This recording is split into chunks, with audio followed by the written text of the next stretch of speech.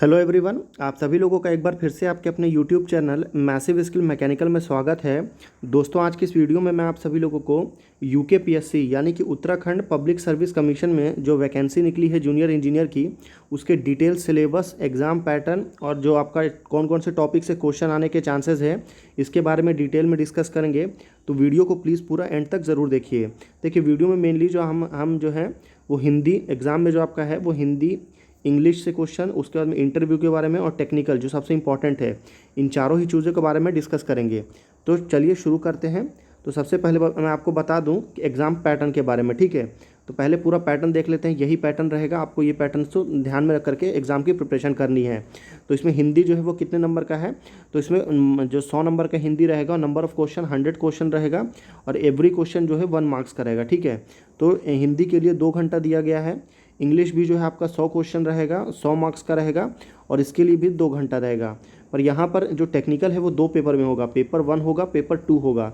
Paper 1 जो है इसमें 180 क्वेश्चन रहेगा, पेपर 2 में भी 180 क्वेश्चन रहेगा, यानी कि इसमें एक एक क्वेश्चन जो है वो 2 मार्क्स का रहेगा। यहाँ पे एक क्वेश्चन जो है वो 1 मार्क्स का है, यहाँ पे एक एक क्वेश्चन 2-2 मार्क्स का है। तो 180 क्वेश्चन मतलब 360 मार्क्स, 180 क्वेश्चन मतलब 360 मार्क्स। और ये जो पेपर 1 जो है, ये पेपर 1 3 घंटे के लिए और पेपर 2 भी जो है आपका टोटल 3 घंटे के लिए है। और यहाँ पे लास्ट में फाइनल आपका इंटरव्यू में 100 मार्क्स का रहेगा। तो टोटल ऐड करिए कितना होगा, 100 + 100 200, 360 + 360 कितना होगा, ये आपका 720 + 200 + 100 आपका इंटरव्यू का, ठीक है। तो कितना होगा, 2 7 2 9 1 10, 1020, ठीक है। कितना टोटल 1020 मार्क्स का एग्ज़ाम होगा। तो आपको यहाँ पे टेक्निकल जो आपका 720 है, इसमें आपको मैक्सिमम ट्राई करना है लेकर के आने का, क्योंकि हिंदी और इंग्लिश का जो ग्रामर होता है उसमें ज़रूरी नहीं कि आपके अच्छे मार्क्स आ ही जाएँ। तो आपको टेक्निकल पे पूरा फोकस करना है। अब कुछ इंपॉर्टेंट चीज़ बता देता हूँ मैं आपको। तो लास्ट डेट ऑफ अप्लाई कब है, तो 17 दिसंबर जो है एग्ज़ाम का लास्ट डेट है और इसे सिर्फ और सिर्फ उत्तराखंड के लोग ही भर सकते हैं। तो आप बिल्कुल ज़रूर इसको जा करके इस फॉर्म को भरिए, आपको इससे बेटर ऑप्शन नहीं मिलेगा। यहाँ पे टोटल वैकेंसी कितनी है, 776 है और मैकेनिकल के जिसमें 49 वैकेंसी है। उसके बाद अलग से आपका 2+3 वैकेंसी भी है। तो टोटल कितना हो गया, 49 + 2 51 + 3 54। तो टोटल मैकेनिकल की 54 वैकेंसी है। सैलरी जो है वो बहुत ज़्यादा अच्छी है सैलरी, इसमें 44,000 से 1,10,000 के बीच में इसकी सैलरी दिया गया है।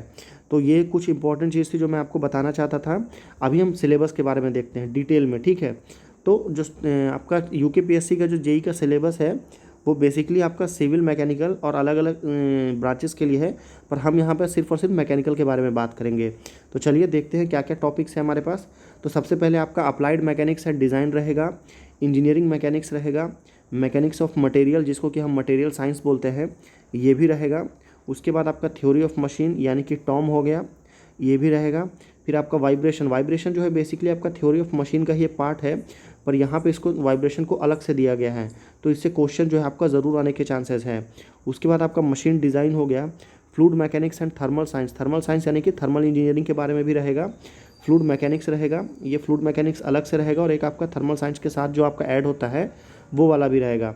फिर यहाँ पे हीट ट्रांसफ़र के बारे में अलग से दिया है, थर्मोडायनेमिक एप्लीकेशंस के बारे में, फिर मेट्रोलॉजी एंड इंस्पेक्शन, ये भी टॉपिक आपका एग्जाम में आने के पूरे चांसेस हैं।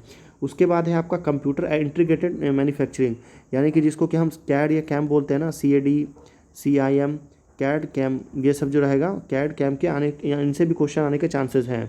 उसके बाद है आपका प्रोडक्शन प्लानिंग एंड कंट्रोल, फिर है आपका इन्वेंट्री कंट्रोल, ये आपका इन्वेंट्री कंट्रोल बेसिकली आपका इंडस्ट्रियल इंजीनियरिंग का कॉन्सेप्ट है।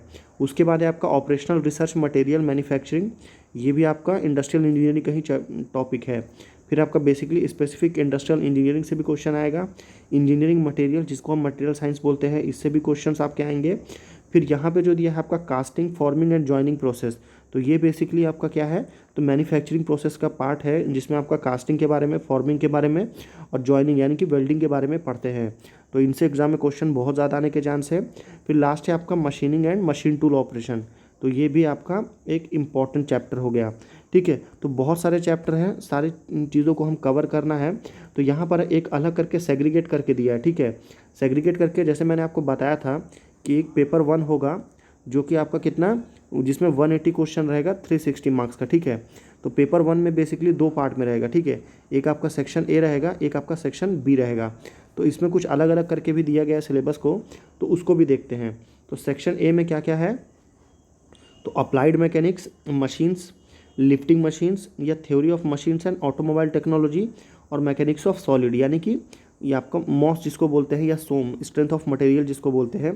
तो ये सारी चीज़ें मिला करके आपका सेक्शन ए रहेगा। तो बेसिकली यहाँ पे चांसेस है मैक्सिमम कि इनसे आपका 90 मार्क्स के क्वेश्चन आ सकते हैं। ठीक है, अभी बात करते हैं सेक्शन बी का। तो सेक्शन बी में आपका material science, design of estimating, industrial engineering, quality control और इंडस्ट्रियल सेफ्टी। तो इनसे भी आपका 90 मार्क्स आने के चांसेस है। पर ये क्योंकि ये सेक्शन ए सेक्शन बी जो पार्ट 1 पार्ट बी का ये वाला जो सिलेबस मैं बता रहा हूँ ये वाला कंफर्म नहीं है। ठीक है, ये वाला जो है वो आपका ऑफिशियली डिक्लेयर नहीं है। तो आप जो ऊपर के जितने टॉपिक्स थे उनको ज़्यादा ध्यान से पढ़िएगा और इनको अलग अलग करके सेग्रीगेट करके भी आप पढ़ सकते हैं। अभी पेपर 2 की बात करते हैं जिसमें आपका 180 क्वेश्चन है। तो इसमें जो सेक्शन ए दिया गया है इसमें आपका thermal engineering, boiler, refrigeration and air conditioning यानी कि जिसको हम RAC बोलते हैं, उसके बाद आपका हाइड्रोलिक एंड हाइड्रोलिक मशीन, इन चारों चीज़ों के बारे में भी एग्जाम में क्वेश्चन आएगा।